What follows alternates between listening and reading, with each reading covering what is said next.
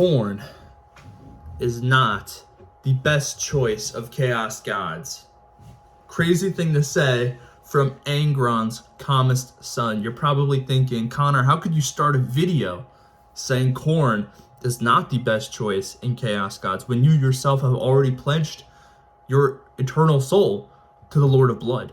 And let me lay you the foundation of contextual evidence that is missing from my previous statement. First of all, I was online and, I was browsing through stuff. I was like, what do I want to talk about today? It's been 2 weeks. I can make a chaos video, myself in imposed exile of chaos is now over. And I'm looking, and I'm seeing the same types of videos over and over again. Who's the best choice when it comes to serving chaos? Who's the best chaos god to serve? Who's, there's so many videos about that. There's like 20 different variations of the same video of which god is the best god to serve? Should you go undivided? But then, let's be real about this, right? A lot of people pick Khorne because they think, oh, you know what you're getting with Khorne. You'll just get angry and kill things. We know what we're getting. You'll get big and swole. You'll get so strong. No. See, you're missing out. Obviously, it's pretty easy to tell you what you're going to get with Tzeentch. You may be a mystical, magical sorcerer-like character who has great ambitions and is constantly weaving schemes, but then Tzeentch can look at you and say, wouldn't it be really funny if I turned him into a magical, warp spawn full of writhing tentacles when he has no control over himself and he's eternally suffering? Yeah, and then he does it. What if it was Nurgle? What if you chose to serve Nurgle and your body's constantly falling apart and you have a whole hive of diseases resting inside your body, but you're just too, brain dead to really care? You're kind of just accepted the fact that there's no escaping it, and you might as well give it to everyone else because there's some level of joy in your self, imposed sorrow. There's a joy in suffering for you because that's all you're gonna know, and there's no reason to leave it, right? Or Slaanesh.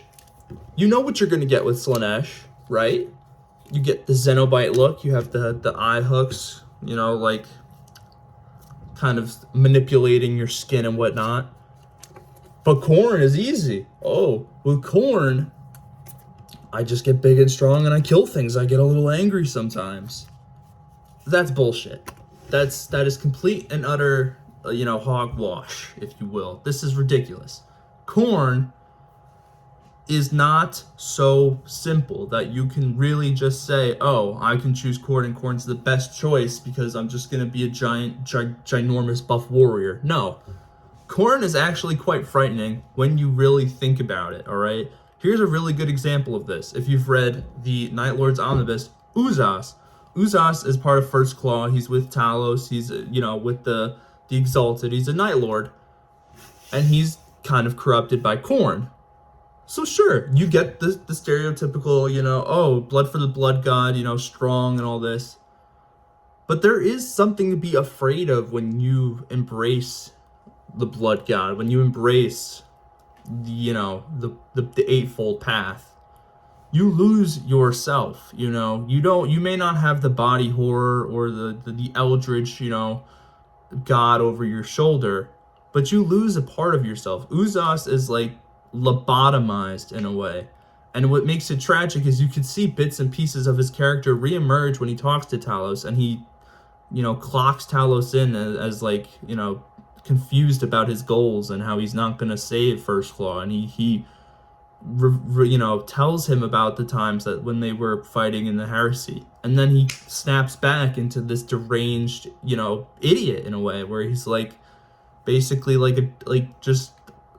I don't know how to explain it, but your IQ drops dramatically because it's the nails, but you don't have the nails when you're serving Khorne, but you almost do. You lose your sense of self, and you are literally a shadow of what you were. A great warrior, sure, but who's to really rely on the fact that you are or were a great warrior when you can't really even talk, and the most you can manage is a grunt? Do you understand how horrific that can be? Or we can take Angron himself, and even Khorne to a degree, are not lucid 90% of the time. They are, in fact, just literal, automatons of war. These are warriors who did, in fact, have a rich history and did, in fact, have lore behind them. They had interesting conversations and outlooks on life, and they had their own philosophies and dogma guiding them throughout what they were doing. And then they got involved with Khorne. But Connor, how bad can that be, really? They're some of the best warriors in the galaxy. Angron's eternally suffering constantly because of the nails, even though they no longer exist in a real way ever since Sanguinius ripped them out of his skull.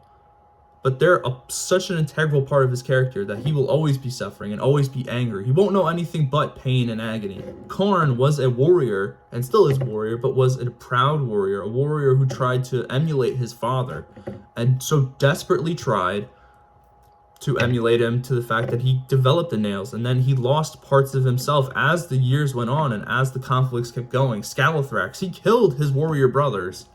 Do you understand what I'm saying?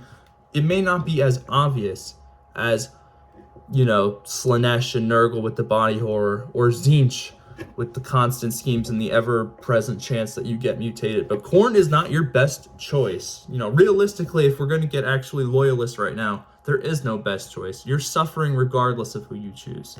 There's a boatload of reasons why any person, Imperial or not, would fall to chaos.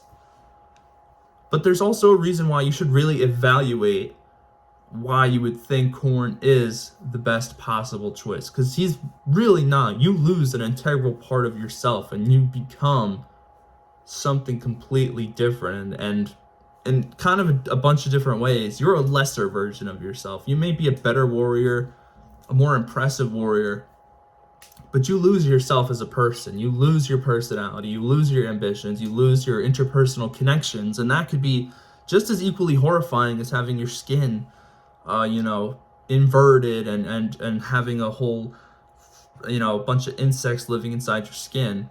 Those are two different types of horror, obviously, but they kind of correlate in a way. Losing yourself and losing everything that makes you you, while having pieces of lucidity, and you can just barely remember what you were doing yesterday, but you feel sad for some reason, but you can't really point out why. You should probably go kill someone so you don't feel sad. That's a different level of horror. I do hope people understand that.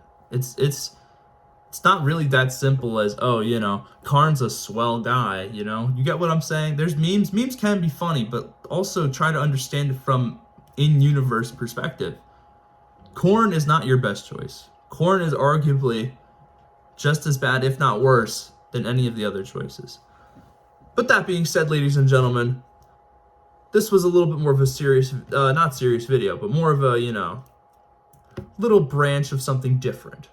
I still love Khorne. I still serve Khorne. I'm trying to get swole and swell like our boy Khorne. So, blood for the blood god and all that. You're never going to see me not saying blood for the blood god. But anyway, guys, thank you for watching if you watched all the way through. And I will see you all later.